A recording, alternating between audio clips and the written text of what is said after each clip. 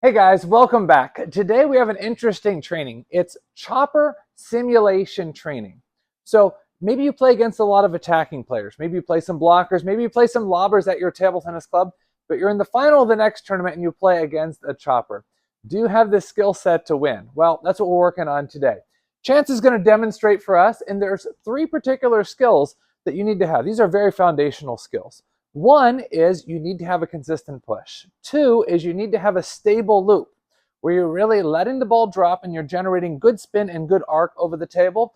And number three is you have to have a finishing shot to be able to end the point. So instead of working on a lot of complicated different patterns, we're going to start with a very simple pattern. It's just deep backspin balls in this 80% of the table. Chance is going to make good decisions when to play push, when to play slow spin, and when to play driving. As soon as he's done demonstrating this, we're going to talk about the tactics within this drill. So we've got it set on random, but all three balls have the same kind of parameters. Trajectory 103, speed 13, and spin -2. And we're putting it to random, so it's going to go random to any of those locations. So he's going to hit sometimes push, sometimes spinny loop, and sometimes the driving loop. Driving loop, push. Great choice to play the spinny loop. Push. Driving loop. Spinny loop.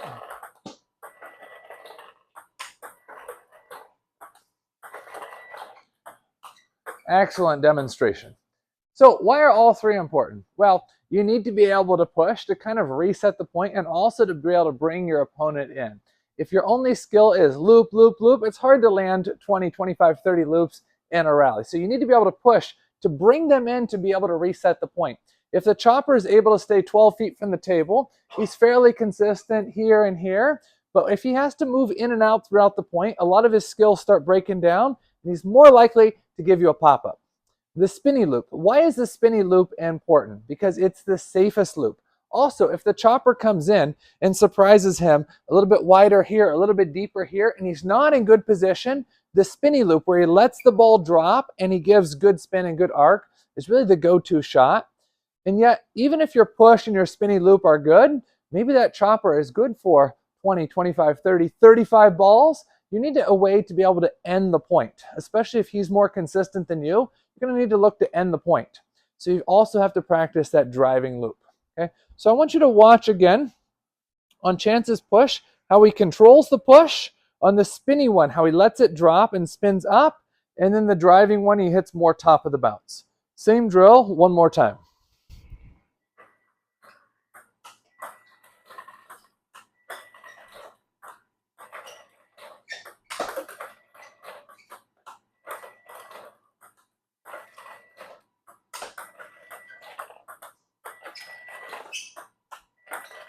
Excellent demonstration.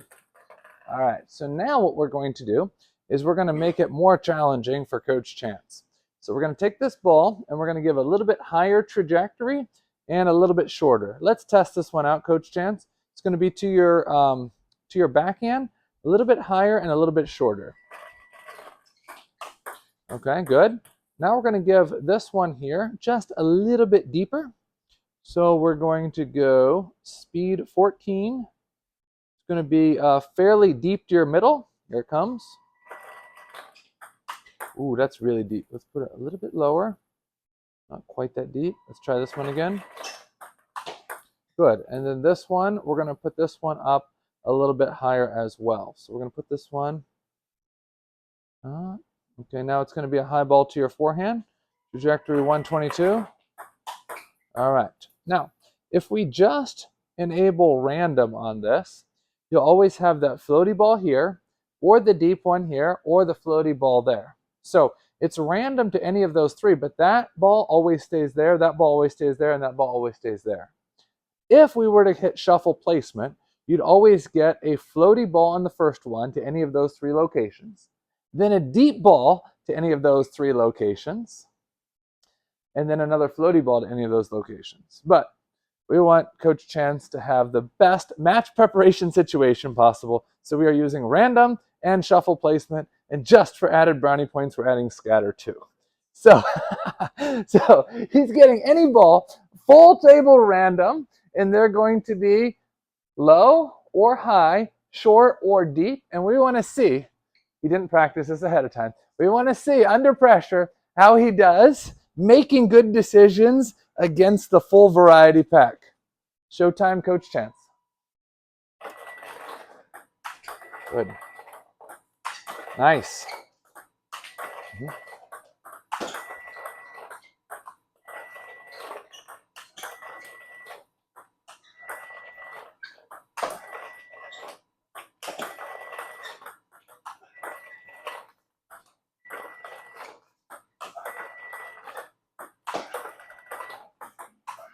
Great.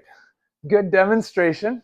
Now, if you're doing a drill that's that complicated, it's giving you different heights, different locations, different spins, different speeds, and it's getting overwhelming, try to think, which is the ball that I would like to practice the most? Maybe it's this one, or just this one and this one.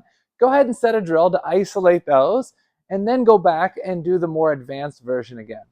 The other thing that's important to keep in mind, as Chance was mentioning right before we started this video, is to really be able to reset your feet every time. The ball is here. You come here and loop. If you stay in this position, you're not well positioned for the next ball. So to really be able to get back and reset and then adjust for the next ball. This is really important. Just because you have time and just because the chop is slow doesn't mean you're allowed to move slow. You have to be able to move fast to be able to get in position for these. The faster you can move, the more options you have. Now, go ahead and get in your ready position, Chance. Imagine if the push goes to his forehand and he's slow to get there. Guess what? His really only option is to hit the ball late timing. If he's fast to get there, he can play this timing, or this timing, or this timing, or this timing. So even though the ball is slow, you want to get there as fast as possible because it gives you the most options. Great demonstration.